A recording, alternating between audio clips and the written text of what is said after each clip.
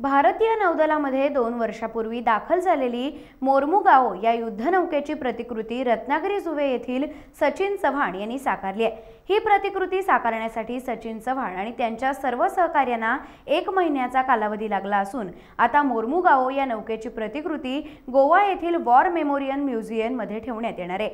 3 तारखेला सेनेच्या vice admiral यांच्या हस्ते या प्रतिकृतीचा गोवा येथे उद्घाटन समारंभ पार पडणार आहे। विद्यार्थ्यांना या युद्धनौकेची माहिती व्हावी यासाठी या अशा प्रकारच्या प्रतिकृती साकारण्यात येतात। युद्धनौका या सर्वसामान्य नागरिकांना पाहता येत नाहीत, परंतु या युद्धनौकेची ही प्रतिकृती आता सर्वसामान्य नागरिकांना देखील पाहता येणार आहे। नमस्कार, मी सचिन चव्हाण।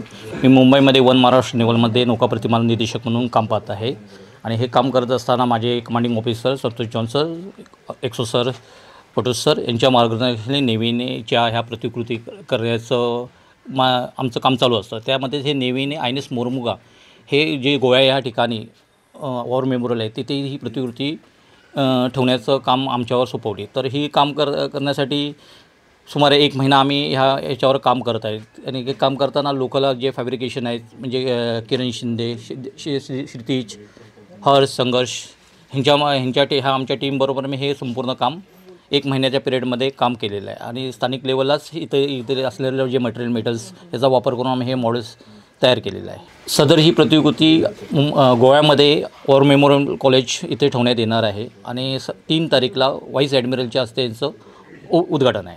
ही डिस्ट्रॉयर क्लास मध्ये मोडते। INS विशाखापट्टणम क्लास ही डिस्ट्रॉयर शिप्स आहे। स्टेल्थ टेक्नॉलॉजी स्ट्रेंथची ही शिप्स आहे। टाइम्स डिजिटलला लाईक करा, शेअर करा, सबस्क्राइब करा आणि बेल आयकॉन दाबायला विसरू नका। Times digital.